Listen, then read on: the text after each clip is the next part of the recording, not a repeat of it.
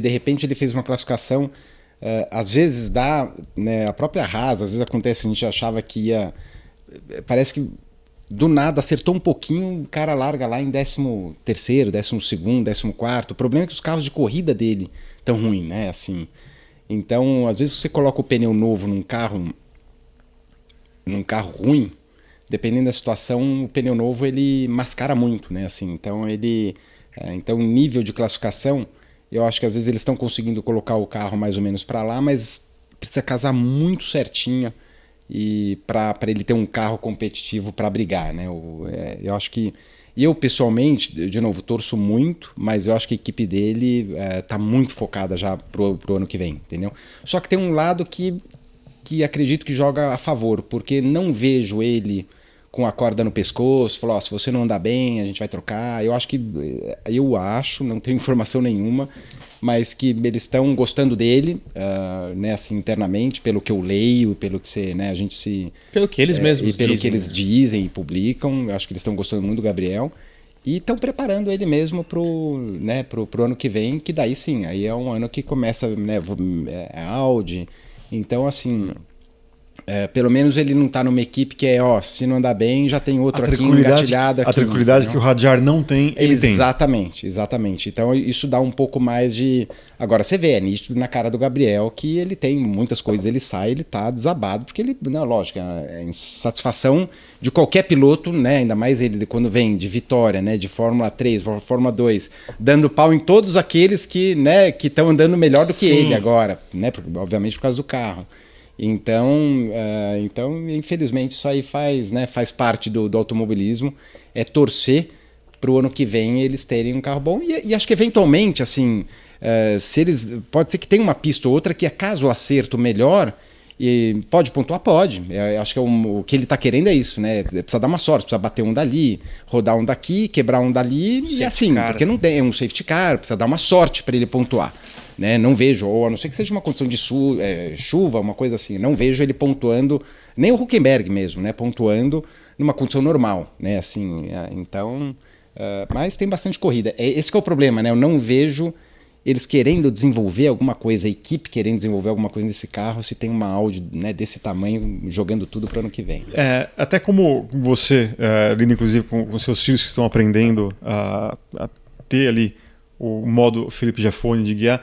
Nesse caso da Fórmula 1, em que você tem corridas toda hora, é melhor para o Gabriel ter o embalo de 2, 3 finais de semana seguidos, ou aquele mais por um que tem uma semana ali, vai, aprende e volta?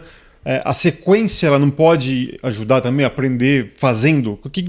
Qual cenário seria perfeito para ele? Eu acho que tem os dois. Eu acho que ele está passando por tudo, né? O próprio Kimi falou que foi muito bom aquele intervalo que ele teve depois para né, para ele repensar em tudo. Você volta para a equipe, simulador, fala um pouco com os engenheiros para depois você voltar com uma cabeça um pouco mais fresca, né? Então eu acho que às vezes os intervalos faz bem para o piloto, porque faz você, né, analisar um pouco. Você é muito normal um piloto, quando você guia um carro a primeira vez, você guia, você vai, chega uma hora que você não vira mais, você precisa respirar, vai pro box, levanta, toma uma água e aí você volta, porque assim, chega uma hora que trava, entendeu? E acho que o fim de semana, quando ele é muita pressão o tempo inteiro, né? Assim, é um negócio que e o piloto, quando você está no começo, né, e você está tendo que se provar, né, 80% do grid, né? Você tira poucos ali que estão numa situação confortável, né? Que fala, não, aqui se eu tiver um fim de semana ruim é só mais um, né? E é o próximo que estamos ali. Vamos falar,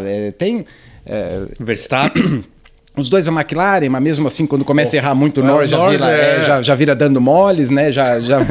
Então, mas assim, essa é a vida do esportista de elite, né? No fundo, você começa a ficar para trás, mas eu acho que quando o cara é muito... né, o Hamilton tá vivenciando o que tá, né? Demorou ali o Russell começar a dar, né, uma canseira nele de 4, 5 corridas, o Hamilton já não é mais o cara, né? O próprio Leclerc apanhou. O Leclerc, acho que todos eles. O tempo inteiro é você se provando, mas então... mas eu acho que, voltando para o Gabriel, acho que, no meu ponto de vista, essas paradas, ir para uma pista que você conhece agora, acho que tudo isso vai fazendo bem.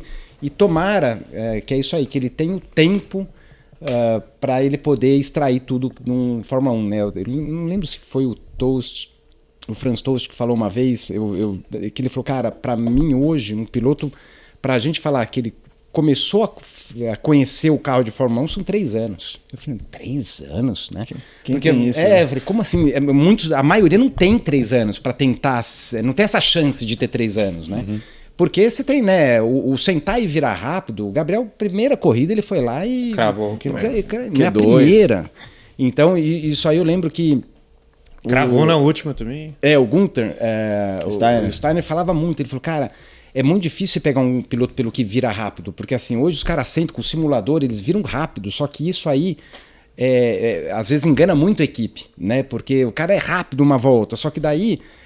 tá naquela pista, aí muda a pista, são vários tipos de pista. Sim. Aí é o controle de pressão. Pneu. Aí é o pneu, curva de alto, curva de baixo, é Mônaco, é rua. É um negócio que não é fácil. Sim. Então ele precisa ir passando por todas as experiências, né? E depois falar, ele falou: o mais difícil no final, que é o 3º ano, é o controle de pneu. Felipe, eu queria saber de você uma espécie de raio-x, que uma beleza do esporte que eu noto é essa coisa de vir da base, né? Todo atleta de elite foi uma criança que começou a praticar um esporte.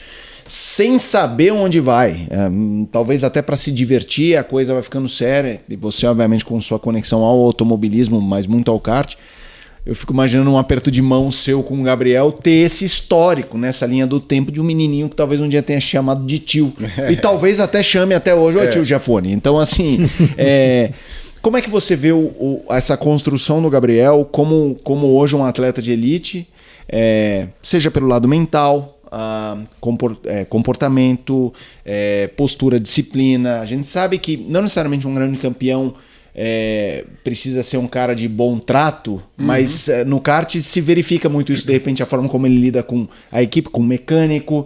Você conhece... Traz aí essa linha do tempo, mas não descrevendo ano a ano, não, mas ele como uma persona, uma construção de persona que você acompanhou a construção e que hoje o público já vê o material pronto. Até é engraçado porque todos esses, até vai do Caio Collet, né, o Rafa Câmara, que também está agora despontando na 3, e também o Gabriel, assim, eles estão, eu vi de criança na Granja Viana, né? Eles andam de kart na Granja Viana desde que... Não sabiam nem não escrever. Não só na Granja, em outros campeonatos, sim, mas muito, né? Eles passaram muito tempo com a gente lá. E o Gabriel sempre foi, assim, pensa num menino legal, sabe? Assim, de atencioso, fala desde molequinho. E é uma coisa que ele foi crescendo e ele foi mantendo. Eu lembro direitinho, uma vez que ele foi pra fora, eu falei, meu, quem que é esse moleque tá desse tamanho, pirulão desse tamanho, né? Que eu tava com a imagem dele. Os cabelos greados. Aí Gabriel, caramba, sabe, demorou pra cair a ficha. Então, o próprio irmão dele também andava de kart lá, né? O pai, o Lincoln, que era só pai de piloto, né? E ficava muito né, lá com a gente também. Enfim, e o Gabriel, assim, sempre foi um piloto muito bom. Foi para fora, né, no kart lá, ele se descobriu, acho que mais ainda, sempre foi um piloto, né, muito bem falado. Mas assim, o mais bacana é de ele voltar assim, exatamente igual. Assim, pô, que legal. Isso é muito legal. Né? A gente passou...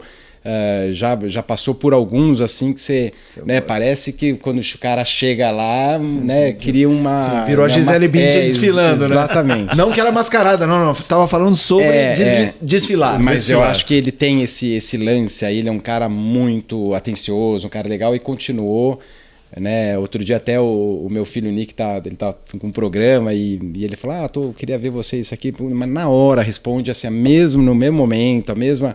Sabe, não é só comigo, né, com todo mundo que está em volta, assim, né? Porque né, às vezes fala, mas o cara só se trata bem porque você pode falar dele na corrida. Não, porque eu tô falando de gente que tá fora do grupo e fala a mesma coisa, entendeu? Então, assim, é um moleque muito legal, sabe?